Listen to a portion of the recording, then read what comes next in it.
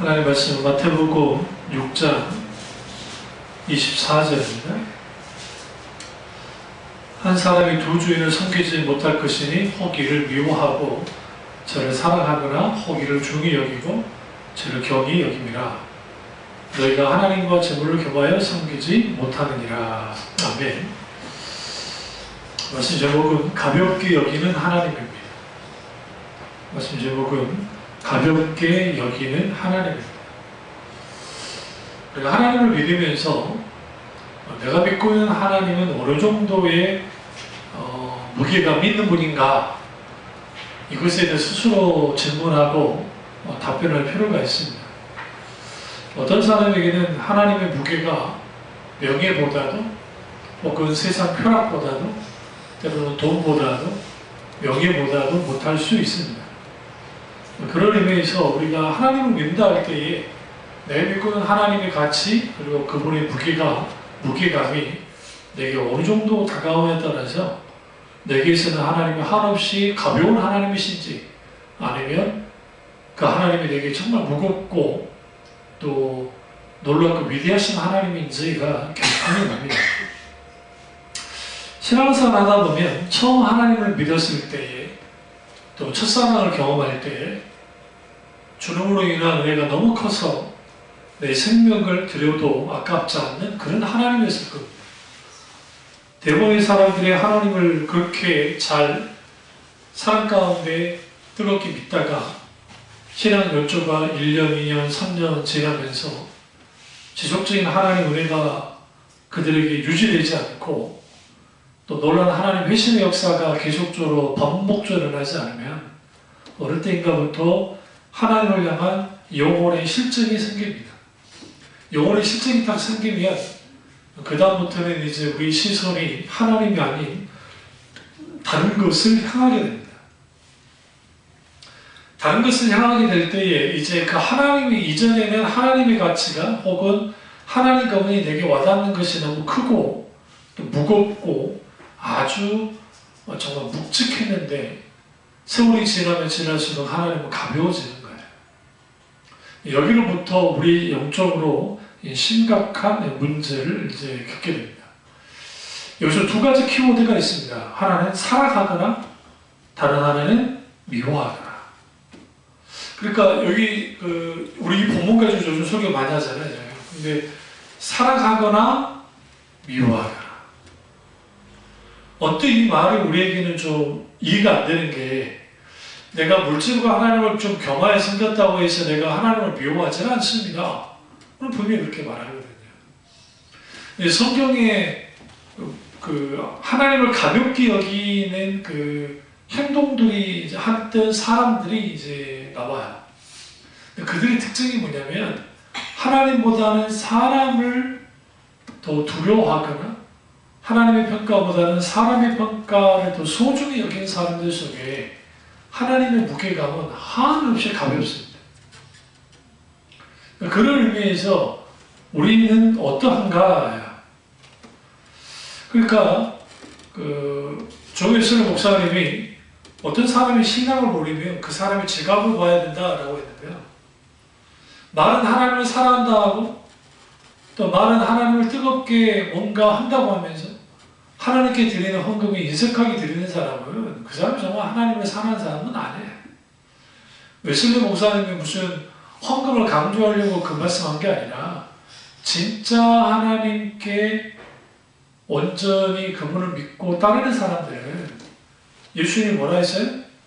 또 사도 바울도 마찬가지고 즐겨내는 자를 하나님이 기뻐하신다는 말씀처럼 기꺼이 하나님께 드리는 거죠.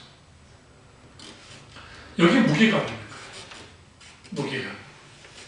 그러니까 자기 자식들을 향한 영어학원이다, 수학학원이다는 아낌없이 거기다 돈을 쏟아붓지만 정작 하나님께 드리는 헌금에서 아주 인색한 사람이 난 여전히 하나님을 사랑합니다. 그렇지 않습니다. 그래서 예수님이 도랩돈을 냈던 과부를 향해서 주님이 평가가 뭡니까? 그녀는 자기의 전부를 드렸다 했어. 그러니까 도랩돈을 주보였던 과부에게 있어서 하나님은 자신의 전부를 드려도 아깝지 않는 하나님이셨어요. 그러니까 우리가 말로만 내게서는 하나님이 가볍지 않고 하나님이 내게 정말 가치 있는 분이시고 내게는 정말 묵직한 무게감이 있는 분이다 라고 말한다고 해서 그게 진짜 하나님을 그렇게 믿는 것이냐? 그렇지 않습니다. 그러니까 말로만 신앙생활 잘하는 사람도 있어요. 그럴듯하게 아주 홀리해요. 말이 막 거룩해.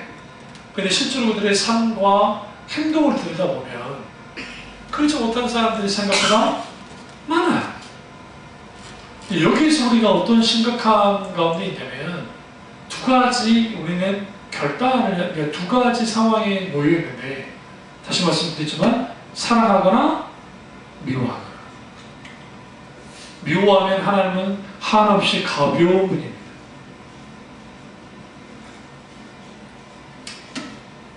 하나님보다 물질을 사랑하면, 하나님보다 다른 무언가를 사랑하면 하나님은 한없이 가벼운 하나님 때문에. 반대로 하나님이 내게 있어서 아주 무거운 분이시면 내가 하나님을 너무너무 사랑해요. 실제로 하나님을 사랑해요. 그리고 물질보다 하나님을 더 사랑해요. 그러면 우리 가운데 무슨 일이 벌어지냐면 아주 세상에 있는 것들이 가벼워져요. 제가 그 말씀 드리려고 합니다. 명예욕에 찌들려서 뭔가 자리를 얻어보려고 하는 사람들 있어요. 노예주도 그런 목사님들 계세요. 목회는 그렇게 하는데, 그렇저렇게 하는데 어떤 무슨 사업을 해가지고, 이 사업이라는 게 이상 세상 사업은 아니지만 어쨌든 노인복지 무슨 사업을 해가지고 돈을 많이 번 목사님이 있어요. 초창기에 해가지고 학원을 해서. 근데 그분이 돈이 많아지니까 이제 노예에서 또 미치고 싶은 거예요. 그러니까 한없이 높아지기를 원하는. 그러니까 여러분 왜 그런 게 아주 가치 있게 느껴지냐면 하나님과 관계 속에서 내가 하나님이 내게 정말 가치 있는 분이고 내가 하나님을 뜨겁게 사랑하면 나머지 것들은 내게서 그렇게 소중한 게 아닌 거예요. 그러니까 다윗에게 있어서 왕권이라는 것은, 왕의 자리라는 것은 그렇게 가치 있는 게 아니었어요. 하나님에 비하면. 정말 가치 있는 것이지만 왕 누가 세워줬어요? 하나님이요. 하나님이 왕을 세워줬잖아요. 사무엘 선지자를 통해서 기름 부어주고 제사장을 통해서. 그리고 그가 실제로 왕이 됐고, 왕이라는 가치는 세상 누가 생각해도 가장 큰 가치지만 하나님 편에 있었을 때는 그게 아무것도 아니라는 거예요. 다윗은 그걸 알았어요. 그러니까 내가 무엇을 소중히 여기냐에 따라서 내가 하나님을 소중히 여기면 세상은 아주 가볍게 되어져서 이 세상에 우리는 연연하면서 살지 않을 거야.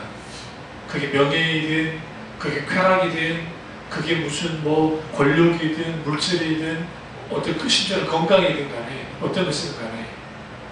근데 자꾸만 신앙생활을 하다 보면 내게 있어서 가치 있는 것들 혹은 무게감이 있는 것들이 다가와요. 그 대표적인 게 돈이에요. 물질이에요. 돈이 얼마만큼 힘이 있냐면 사람을 죽일 수도 있어요.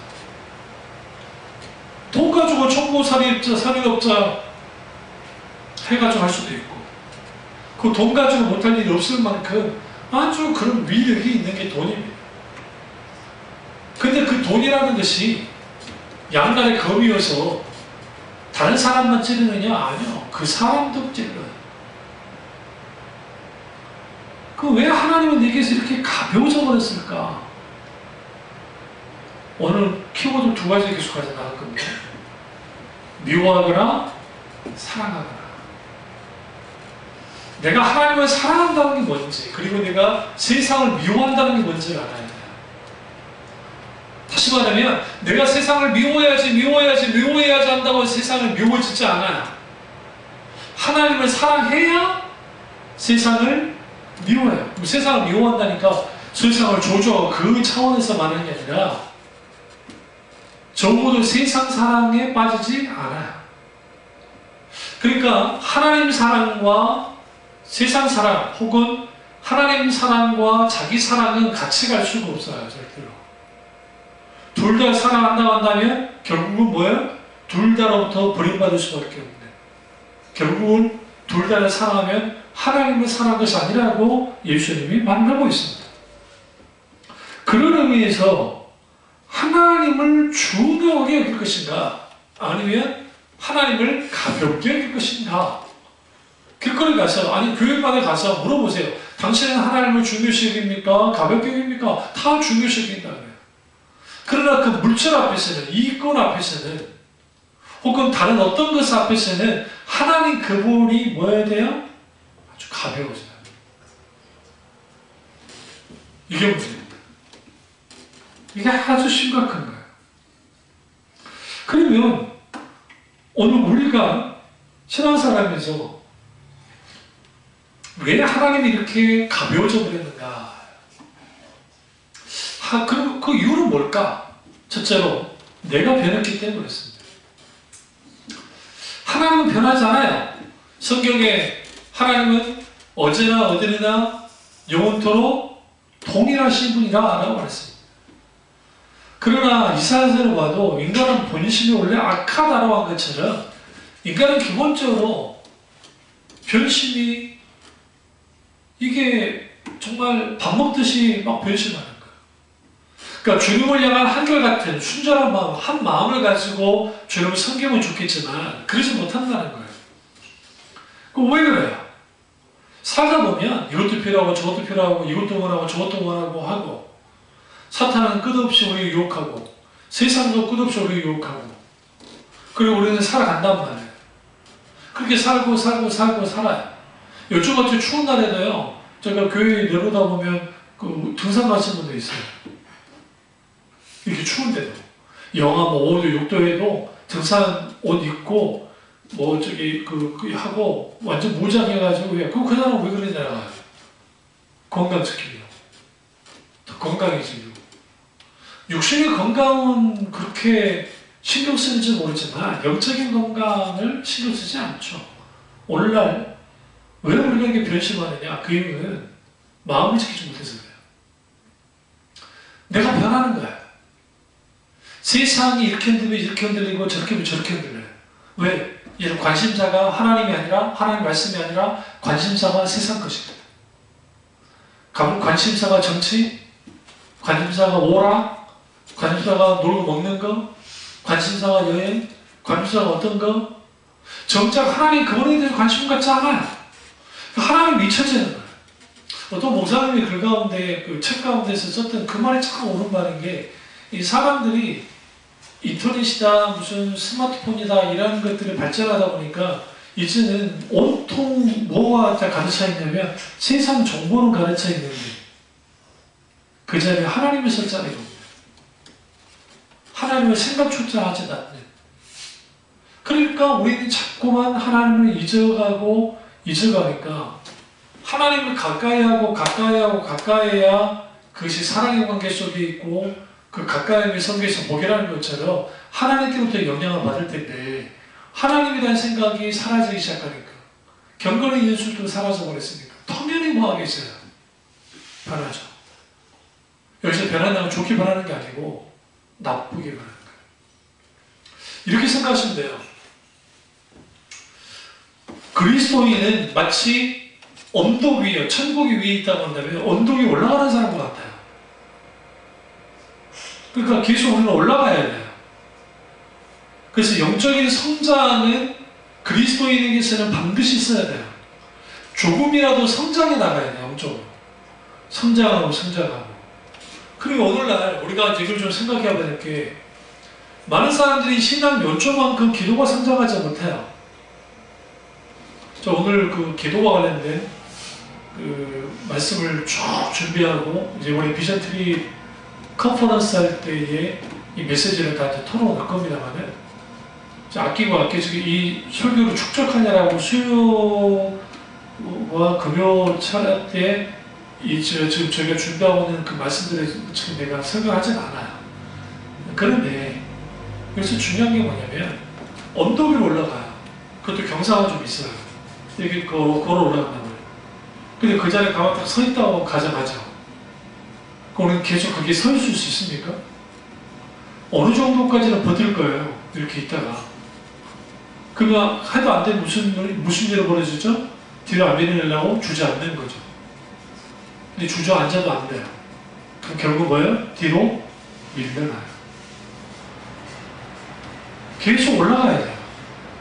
그럼 왜 기도가, 우리나라가 기도를 해요. 하나님 앞에. 기도는 하는데 내 기도 연초만큼 기도가 자라나지 못해요.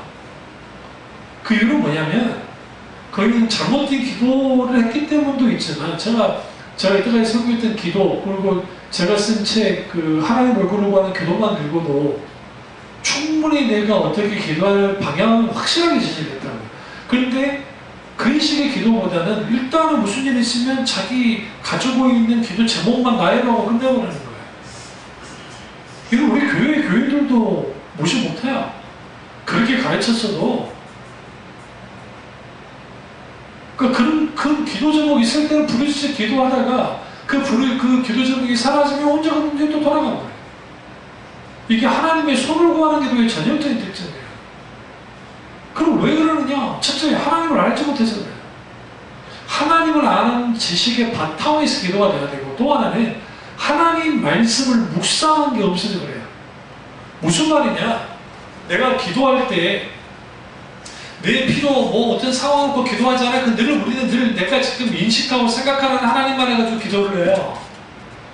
그런데 하나님의 말씀을 묵상하다가 하나님 말씀을 깊이 묵상하고 그 말씀 가운데서 내가 기도하기 시작하면 다양하게 하나님을 만나요.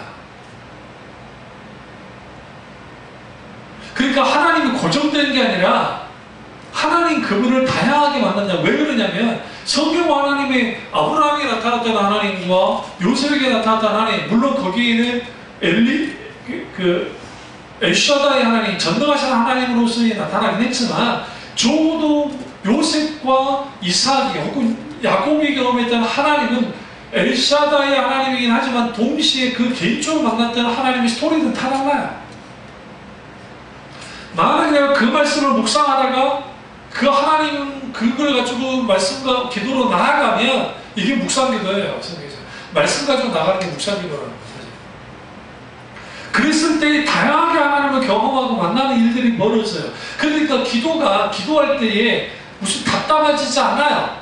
기도할 때에 심심하지 않아요. 왜 그러냐면 하나님의 말씀으로 풍성하게 기도를 하기 때문에. 근데 그게 아니고 매일매일 기도한다 할지라도 늘 하는 기도 제목, 그런 생각, 그런 걸 가지고만 기도하니까 다람쥐 쳇바퀴를 놓듯이 기도하니까 기도가 자라날 일이 없어요. 내가 말씀 가운데 부딪혀지고 그래서 장카메 목사도 카메 선생님도 그랬고 목사님도 그랬고 많은 하나님의 사람들이 기도에서 가장 중요한 것은 하나님의 말씀 묵상, 하나님의 말씀과 함께 기도로 나아가야 거기에서 풍요로운 기도가 나와요. 거기서 기도로서 자라나가는 거예요. 근데 안 자라나가죠. 왜 그러냐면 기도만 하거든. 아예 기도 안 하는 사람도 그렇다 치는데 기도로 나는데 자라나지 않아요. 더 큰 문제는 뭔지 아세요? 기도하는데 하나님 음성이 안 들려요. 이건 이상한 거예요. 정상이 아닌 거예요. 기도하는데 하나님 음성이 안 들려요. 왜 안 되는 줄 아세요? 내 소리가 커서 그래요. 내 목소리가 커서 그래요. 기도로 나올 때는 내 기도 제목과 의제가 있다 할지라도 내려놔야 돼요. 그러니까 제가 늘 그랬잖아요. 주기도문의 내용도 중요하지만 그러나 그 주기도문 오늘날 그냥 달달달 외우는 주문처럼 되어버렸잖아요. 예배 때 하면. 주기도문의 특징이 뭐냐면 이거예요. 하늘이신 아버지 그렇게 하나님의 나라에 대한 기도. 두 번째, 세 번째, 일용할 양식과 내가 심에 들지 않는 거. 나를 위한 기도. 타인을 위한 기도도 그걸 같이 들어가요. 그리고 마지막, 나라와 권세와 영광이 누구에게 있다 있어요? 아버지께 있나이다. 시작 뭐로 시작했어요? 하늘에 계신 아버지를 시작했다가 마지막 뭐로 끝나요? 아버지로 끝나는 거. 이게 성경에서 말하는 기도예요. 근데 오늘날 너무나 많은 기독교인들이 기도할 때에 주로 하나님을 찾을지 모르지만 나로부터 시작되잖아요. 그리고 마지막 나올 겁니다. 그러니까 안 자라나요. 그러니까 음성이 들릴 리가 없어요. 하나님 음성. 그럼 왜 하나님 음성이 들리지 않느냐? 주로 깊은 말씀을 묵상감을 잊지 못하는 사람들이 기도만 냅단다 됩니까? 안 되죠. 360을 교회에서 기도하고 잔다고 해보세요. 그걸 잔다고 해서 그 사람들이 영적으로 깨있을 것 같습니까? 자기 기도만 하면? 하나님 손만 구하면? 몰라. 그런 사람들이 대부분이 뭐예요? 그리스도의 자는 기도를 많이 했으니까 뭐 하나님을 깊이 안다고 생각하지만 영적으로는 자라나지 못한 이 비정상적인 교인들이 많아요. 과거에 많았어요. 오늘날은 적지만. 왜 적어요? 그렇게 기도하는 사람도 없으니까.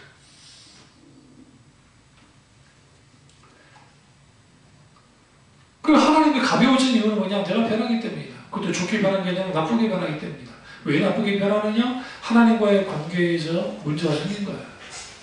근데 그 이면을 들여다보면 마음의 변신. 이걸 이제 견나종 목사님 하나님을 떠나는 경향성이라고 그러고 용언의 실증이라는 표현을 쓸 거예요. 혹은 권태감, 영적인 권태감. 영적인 권태감이 생긴 거예요. 그럼 왜 영적인 권태감이 생기느냐? 기본적인 것은 뭐냐면 하나님이 되게 소중할 때는 그걸 뜨겁게 사랑했기 때문에 이게 사랑의 문제인 거예요. 하나님을 사랑하게 되어지면 하나님은 가볍지 않아요. 오늘 그 뉴스 잠깐 보니까 그 베트남 시몬 엄마가 뛰어내렸더라고요. 아파트에서 애 끌어안고 애는 죽고 엄마는 안 죽었어요. 중태라고 하는데 왜 그렇게 죽었을까? 그러니까 그런 일을 했을까? 이제 여러 사연이 있겠죠. 그러니까 오늘날 우리가 하나님을 사랑할 것이냐 세상을 사랑할 것이냐. 근데 너무나 많은 사람들이 하나님을 사랑하지 않으면 마치 이 세상을 끌어안고 자폭하듯이 혹은 자살하듯이 그렇게 할 수밖에 없어요. 이게 아주 무서워요. 그래서 우리는 항상 경계해야 돼요. 내 마음이 어떻게 변하는지. 그래서 내 마음 영적으로 내가 권태감이 된다는 것을 조금이라도 느끼면 그때 무조건 기도해야 돼요. 둔감해져요. 사람들 왜 둔감해지냐면 그때 기도해야 되는데 기도가 마음이 없잖아요. 권태감이 들었으니까. 기도 안 해버리는 거예요. 기도 안 하니까 그것이 쌓이면 이게 고정화되고 고정되어지면 무슨 일이 벌어져요. 거기서부터 이제 더 이상 기도 하나마나 그냥 상황에 빠져버리는 거예요. 그런 의미에서 마음의 변심을 다뤄야 됩니다. 그럼 나는 왜 이 마음의 변심이 생겼는가? 그럼 여러 이유가 있는데 첫 번째는 죄 때문이에요. 죄의 본성 때문에. 아담의 타락한 죄의 본성이 우리 기본적으로 하나님보다 세상을 더 사랑하게, 자기를 더 사랑하게 우리 강하게 영향을 끼쳐요. 그러니까 부당히 깨어서 기도하면서 자기를 쳐서 복종시키는 경건의 훈련이든 이런 것들이 없으면, 다시 말하면 우리가 언덕 위로 올라갈 때 계속 조금이라도 서서히 걸어 올라가는 일이 없으면 우리는 계속적으로 말씀 앞에 뒤로 밀려날 수밖에 없는 거예요. 그래서 기독교인은 절대로 게으르거나 나태하고 안일함 속에서 신앙생활을 못해요. 오늘날에는 그렇게 해도 된다고 가르치니까 문제죠. 두 번째는 왜 우리는 하나님을 이렇게 가볍게 여기는 것인가? 왜 하나님이 되게 가벼워진 하나님이 되어버리는가? 그 이유는 우리의 중심이 하나님이 아니라 세상에 쏠렸기 때문이었어요. 그런데 거기에는 뭔가 어떤 이유가 있어요. 어떤 사람은 시험이 들어가죠. 어떤 사람은 신앙생활하는 속에서 자기도 모르게 영적 관리에 실패해서 영적인 균형이 무너져 버려요. 우리에게 생각하죠. 막 기도생활 열심히 하고 엄청나게 기도하는 사람들이 영적으로 막 괜찮을 것 같잖아요. 근데 오히려 있는 사람들 중에 상당수가 어떤 사람들이 있냐면 아주 황폐해진 사람이 있어요. 왜 그러냐면 자기의 삶을 팽개치고 기도만 하는 거예요. 신앙과 삶이 조화가 있어야 되는데 신앙과 삶이 조화가 없는 거예요. 그러니까 직장이고 뭐고 제대로 직장생활도 안 하고 뭐도 안 하면서 그냥 신앙생활만 잘하면 된다고 생각합니다. 그러니까 이런 사람들은 기본적으로 규정이 깨져 있기 때문에 겉보기로는 기도도 많이 하니까 신앙이 참 좋을 것 같은데 그러지 않아요. 우리의 중심이 어디로 가 있는가? 하나님인가? 아니면 물질인가? 하나님인가? 세상인가? 근데 이거 아셔야 돼요. 마음으로부터 우리가 하나님을 떠나는 그런 변심이 일어나면 나도 모르게 내 몸이 어디를 향해요? 하나님만 아니라 세상을 향해요. 치우치는 거예요. 예전에 비해서 세상 노래가 좋아졌어. 정상이 아닌 거예요. 영적으로 봤을 때. 세상 노래를 듣는 것은 죄다. 그 말이 아니에요. 세상 노래 들을 수는 있어요. 그런데 과거에 비해서 내가 세상 노래가 너무 좋아져 버렸어. 하나님을 찬양하는 찬양들보다 세상 노래 듣는 게 좋아. 아니면 드라마가 좋아. 아니면 뭐 영화가 좋아. 아니면 어떤 것이 좋아져 버렸어. 이미 축이 어디로 간 거예요? 간 거예요. 내가 이 여행이 된, 아니면 먹는 음식이 된, 내가 어디 가서 막 맛있는 집 그런 데 알아가지고 그런 데를 가서 음식을 먹어야만 기쁨이 생겨. 즐거움이 생겨. 그거 우상이야. 팀 캐롤 목사님이 만들어진 신이라는 책에서 뭐라고 하냐면 우리 인간에게 있어서 우상은 정말 좋은 거, 가장 좋은 거, 그것부터 우상을 출발하는 거예요. 내가 좋아하는 거. 그 자체는 죄도 아니고 그 자체는 잘못된 게 아닌데 하나님보다 더 좋아하게 되는 경향성들이 생길 때 그게 우상이다.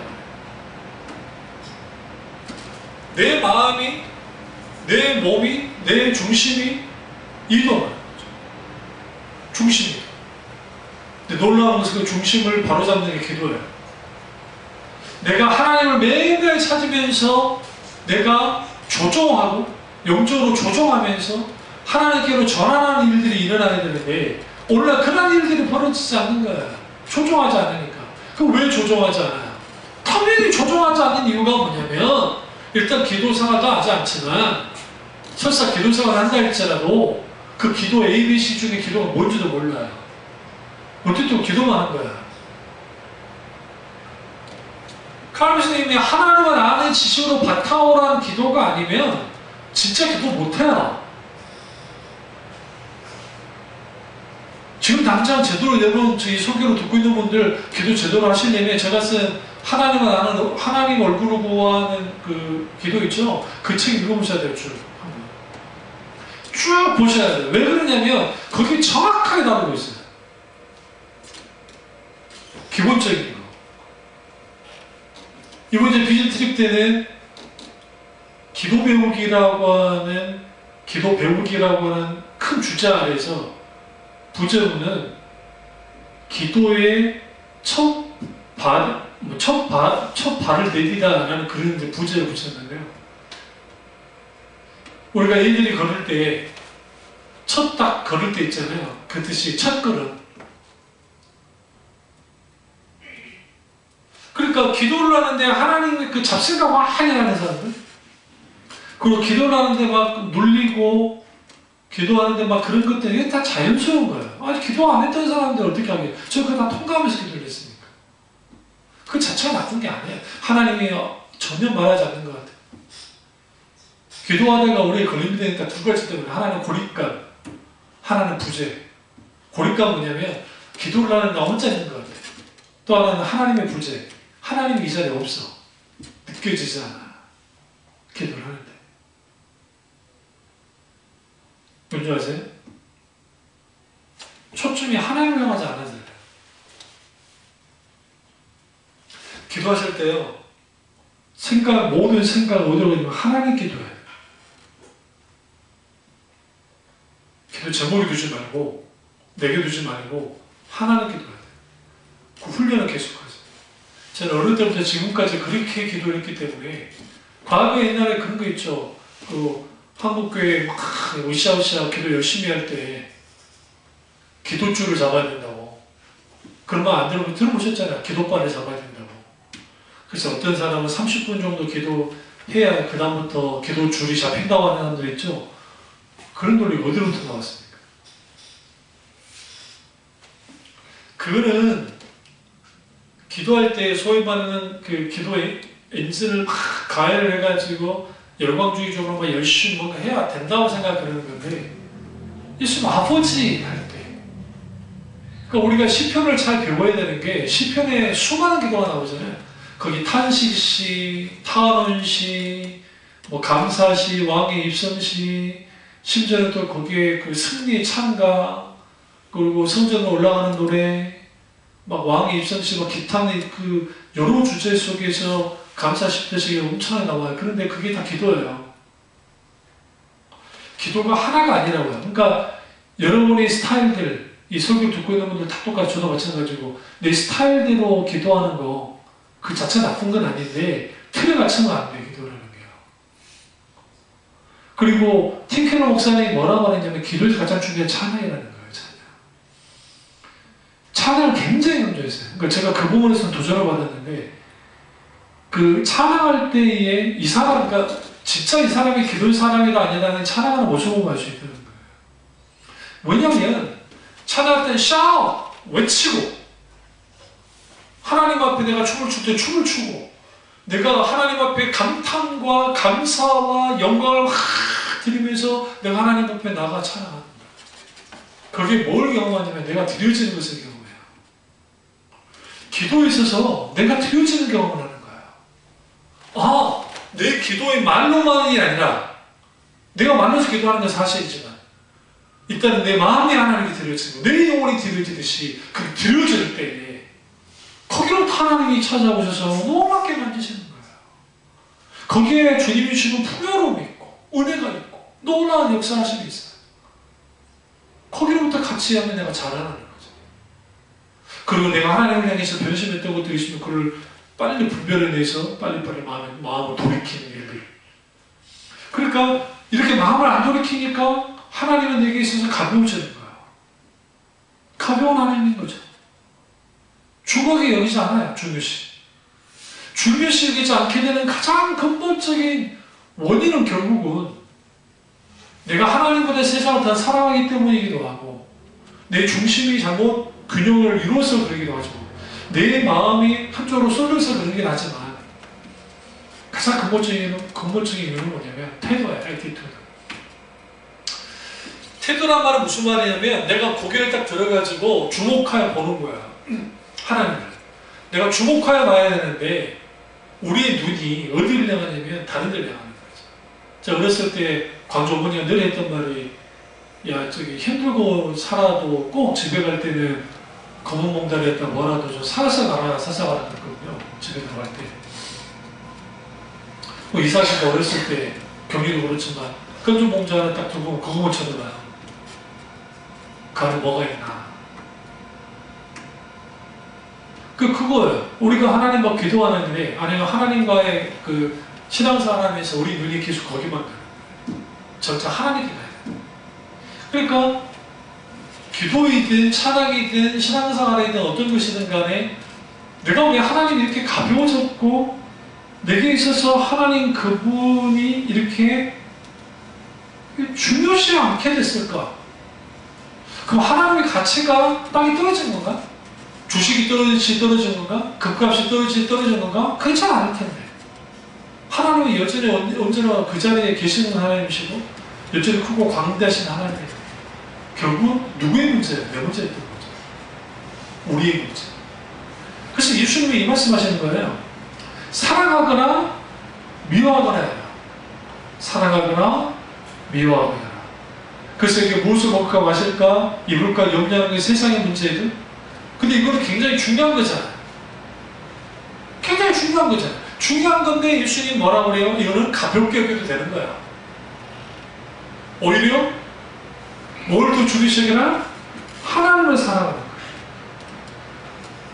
하나님의 나라, 먼저 그의 나라와 그의 의를 구하는 거예요. 그것을 더 중요시 여겨라고 성경은 말하고 있죠. 여기에서 우리가 하나님의 뜻과 하나님의 나라, 이 주기도문에서 잘 들어가 있어요. 거기. 뜻이 하늘에서 이루어진 것 같이 땅에서도 이루어지. 그 뜻이 뭐야? 하나님의 뜻. 땅에서도 이루어지구나. 기도는 결국은 하나님의 뜻이 땅에서 이루어지는 거예요. 내 뜻이 하나님께 관철되는 게 기도가 아니라 하나님의 뜻이 이 땅에 이루어지는 게 기도인데, 많은 사람들이 그렇게 기도하니까 이게 안 맞는 것, 안 맞으니까 이제는 하나님을 어떻게 만들어야 돼요? 가벼운 하나님으로 만들어야 돼요. 내가 원하는 하나님으로 만들어야 돼요. 그래서 뭐예요? 하나님 만들기를 주저없이 해요.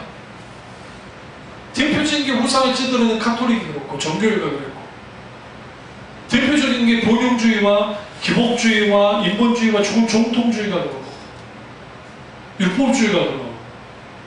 그러니까 그렇게 만들어내서 하나님은 그 정도만으로 가볍게 만드는 거예요. 왜 가볍게 만드냐면 그래야 내가 조종할 수 있고, 그래야 내가 이용할 수 있고, 그래야 내가 수단으로 사용할 수 있기 때문에. 하나님, 그런 하나님이 되어지기를 원하는 거예요. 이게 아주 심각한 거예요. 그 종종 그래서 저는 그런 생각을 해요. 하나님이 한국 교회를 향해서 이렇게 보고 또 고군분투하는 목사님들도 계시고, 어떻게 하면 한국 교회 다음 세대까지 달 수 있을까? 여러 방법론을 가지고 막 나오거든요. 근데 아무리 그런 방법론을 가지고 나와도 요즘 들어서 계속 생각드는 게 뭐냐면, 뭐 방법 몇쪽 보면 아니야, 그걸로 되지 않아요. 하나님의 부흥 때에, 부흥이 올 때에 그 부흥 때에 무슨 방법을 온적은 단 한 번도 없어요. 결국은 초대교로 돌아가야 되고 말씀으로 돌아가야 돼. 돌아가는 길밖에 없어요. 그래서 이 비슷한 말씀이 뭐냐면, 묵은 땅을 기경하라고 주는 말씀이죠. 옛적 일을 버리고 저렇게 돌아가는 그런 일들이 우리 가운데 벌어질 때에 이게 상황이 달라져요. 세 번째로, 하나님이 우리에게 가벼워진 이유가 뭘까? 하나님이 내게서 잊혀졌기 때문에. 하나님이 잊혀진 분이에요. 무슨 말씀이세요? 주일날마다 와서 예배 드리는데 왜 하나님이 잊혀졌습니까? 이거죠. 살아서, 오늘도 여전히 살아서 역사하는 하나님이 잊혀져 버렸어요. 과거에 역사하는 하나님은 여전히 살아계셔요. 교회 안에. 내 안에 그러니까 과거에 역사하는 하나님, 성경에서 역사하는 하나님이 살아계시는데, 정작 지금 이 시점에, 이 현재에 내게 살아서 역사하신 하나님이 없는 거죠. 주기도문에 있어서요, 굉장히 특이한 점을 발견할 수 있는 게 뭐냐면, 과거, 현재, 미래적인 어떤 형태의 기도문이 들어가 있어요. 하늘의 우리 아버지, 이름이 거룩히 여겨지시며 나라의 마음씨 뜻이 하늘에서 같이 땅에서도 이루어지이다. 오늘날 우리에게 일용할 양식을 주옵시고. 그러면 그 다음에 우리에게 죄의 지은 자를 사하여주고 우리 죄를 사하여 주옵소서 하면서, 그 죄 사하의 문제는 과거의 문제는 과거의 것을 가지고 기도하고요. 오늘날 일용할 양식은 오늘의 문제, 현재의 문제를 말하는 거예요. 그리고 시험을 들게 하지 말라고 해달라는 것은 미래적인 거예요. 무슨 말이냐면, 우리가 지금 제가 세 가지 말한 것은 우리가 지금 우리의 필요를 구할 때 나타나는 것들인데, 우리 죄를 사하신 것은 다른 사람 죄를 사해달라 하잖아요. 그 죄 사함이죠. 죄는 내가 미리 과거에 죄를 줬기 때문에 내가 하나님께 지금 사해달라 기도하는 거잖아요. 그 과거. 그리고 오늘 일용할 양식을 주십시오. 데일리 브레드, 오늘의 양식, 혹은 매일의 양식. 현재. 그리고 유혹에 빠지지 않게 해주십시오. 미래적으로. 왜 과거, 현재, 미래적인 기도를 하라 했을까요? 기도는 세 방향으로 나가야 돼요. 기도가 과거, 현재, 미래를 조망해야 돼요. 기도합니다. 하나님 앞에 그렇게 기도하고 나가야 돼요. 그렇게 해야 우리가 뭐 하게 되느냐? 바로 서게 돼요. 바로 보게 되고.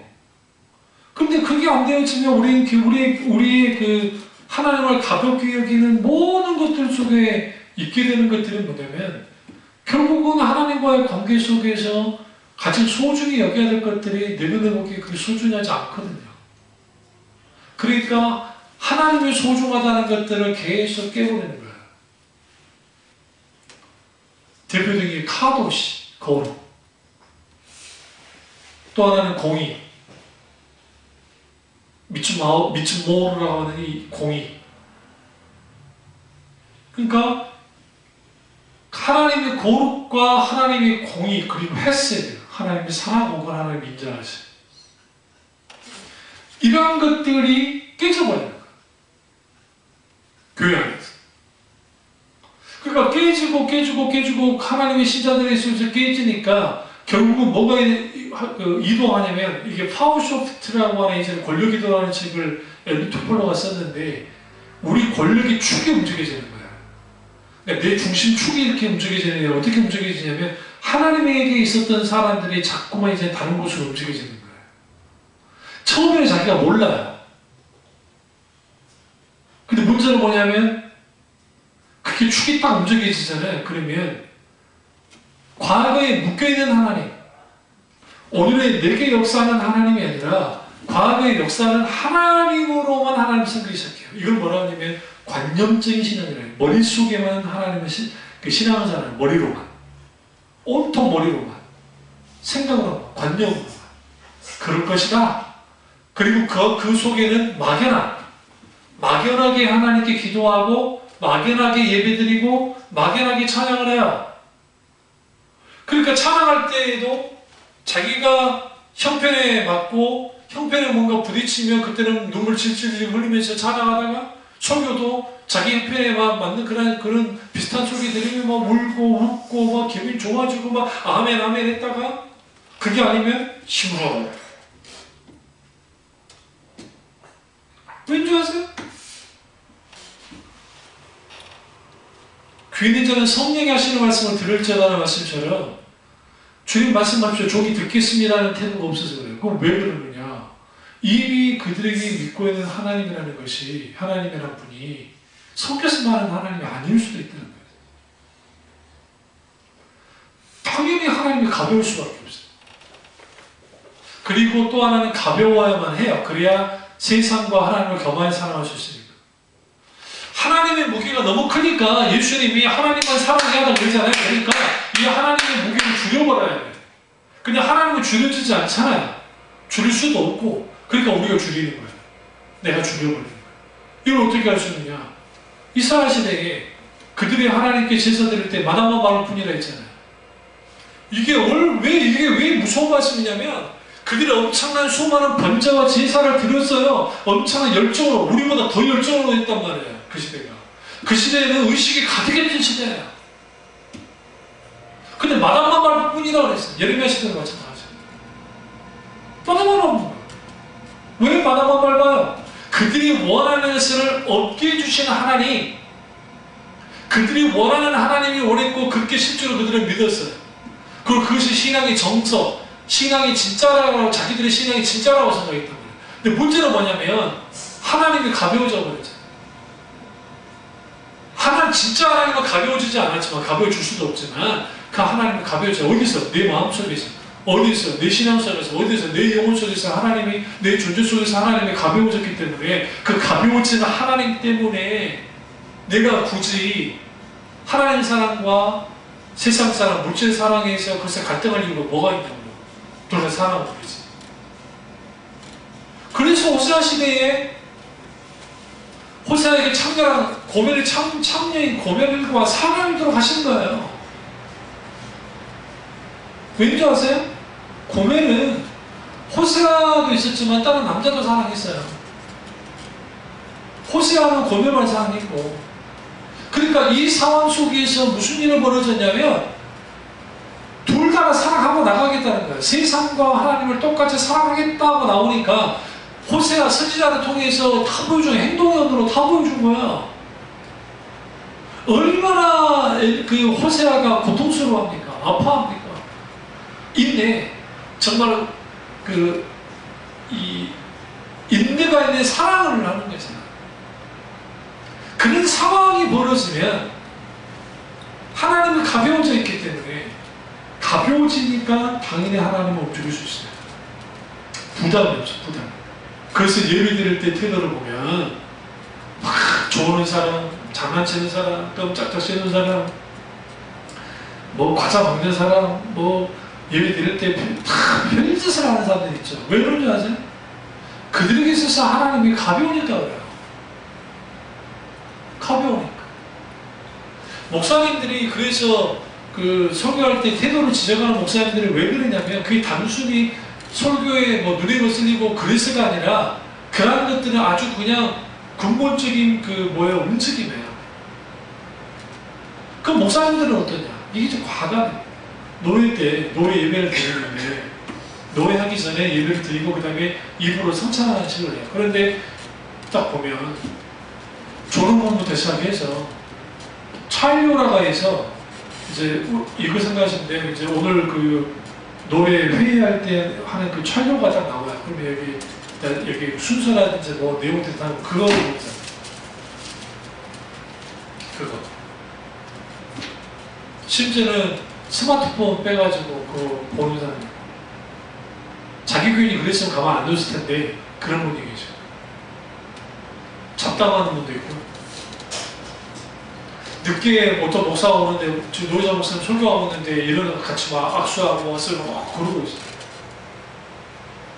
찬양하는 데도 그래요. 찬양 안 불러. 부르는 목사님들도 많긴 하지만 안 부르는 분들도 꽤 있어요. 그냥 가만히 있어. 뭐 하려고 있어? 목사는 어떻게 되는지 모르겠어. 그걸로 끝나지 않아요. 어떤 예를 들어 하나님의 말씀이 혹은 찬양 가운데 있을 때에 거기에서 있게 되어지는 것들이 그럼 왜 저렇게 할까? 예배를 한 의식적으로 생각하는 거예요. 의식, 형식. 그런데 더 놀라운 것은 그렇게 했던 분들이 순서를 만든다고 또 올라오잖아요. 그럼 갑자기 목소리가 변해요. 할렐루야. 은혜로운 목소리를 하는 거예요. 이거죠. 나는 목사하고 나는 예배 인도자지 예배자는 아닌 거예요. 그런 게 어디 있냐고요. 목사도 예배자가 돼야 되고 목사가 아니라 누가 또 다 예배자예요. 내가 예배자로 나가지 않는 거죠. 왜 그런지 아세요? 하나님이 가벼워요. 말은 교리로는 하나님이 크고 교리로는 하나님이 광대하고 교리로는 하나님이 대단한 분 같은데 막상 개인적으로 만난 하나님, 그들이 경험하는 하나님, 그들이 알고 있는 하나님, 그 하나님이 크고 광대하지 않는 거죠. 그러니까 그 전 아버지 목사님처럼 목사 그 양반처럼 하나님을 향해서 하나님 까불면 죽어라는 말을 쉽게 해버리는 거예요. 왜요? 하나님은 가벼워졌어요. 어디로부터? 중심에서. 제가 저번에 소개했잖아요. 주일날 광야 이스라엘 백성들이 가데스바네 앞에 딱 서가지고 정탐꾼 다 보내고 난 다음에 돌아와서 보호받고 드릴 때 생각해보세요. 가나안 족속들한테는 쪽도 못 썼던 이스라엘 백성들이 하나님께 대하여 아주 매서웠어요. 맹렬하고.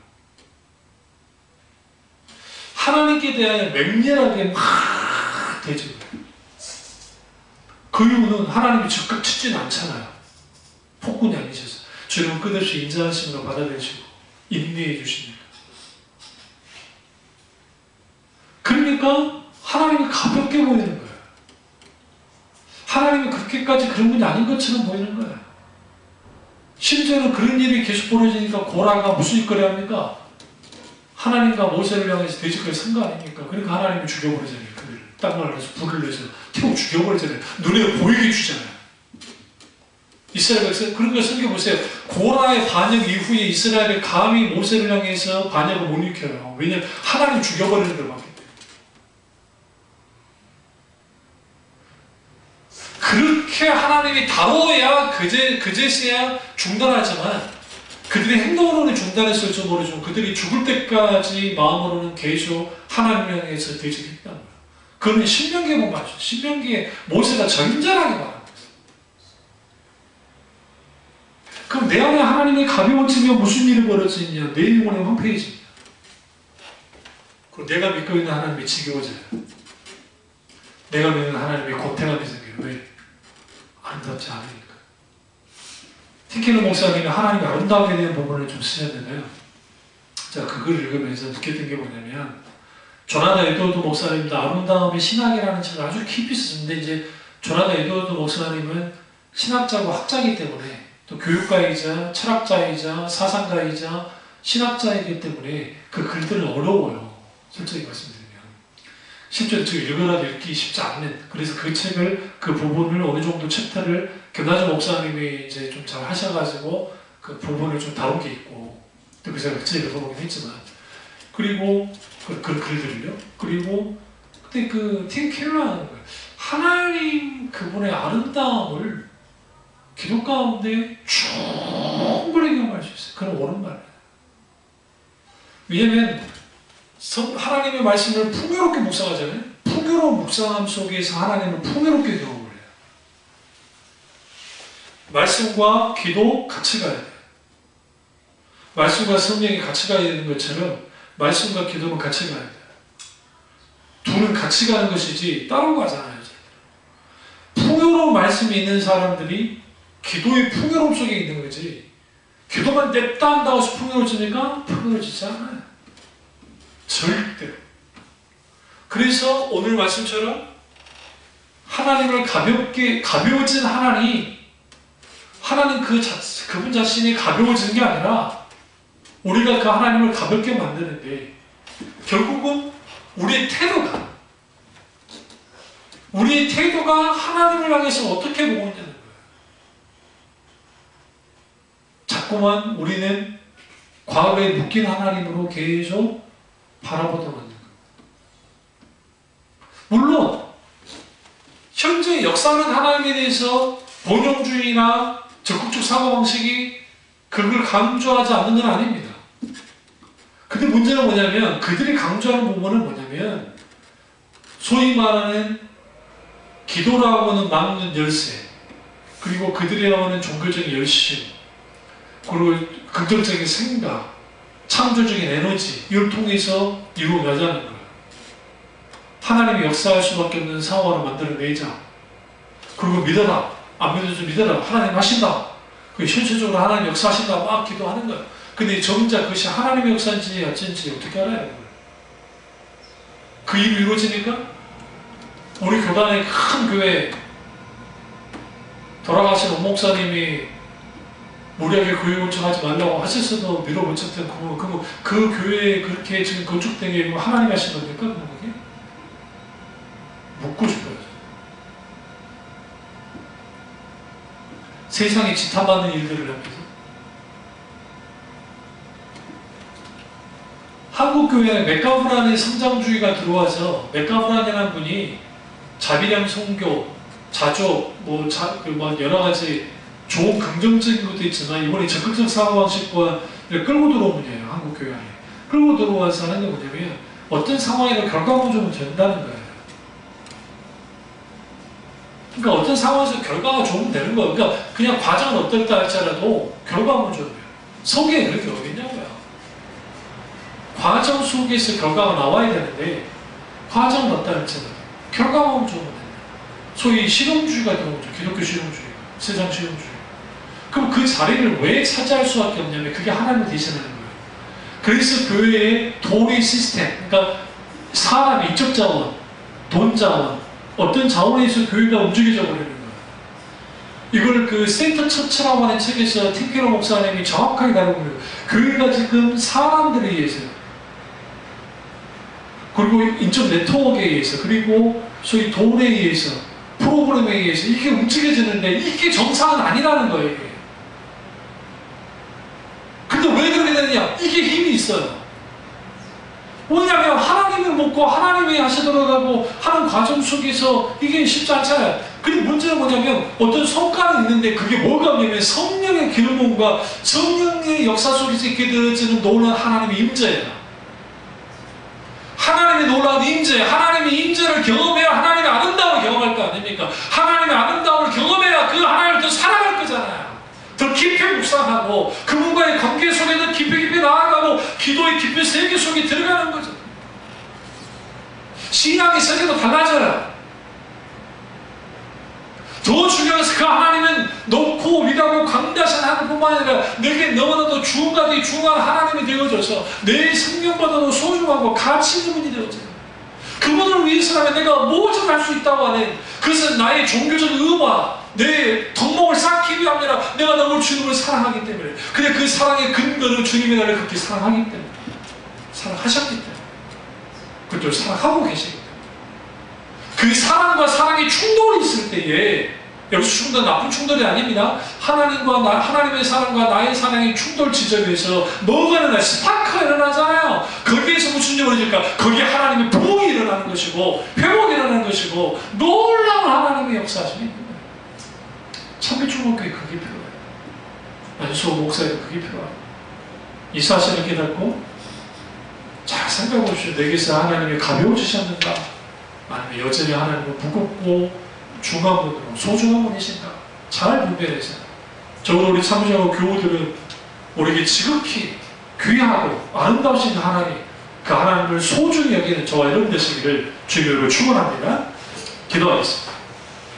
기도하실 때 이 말씀이 나의 말씀이자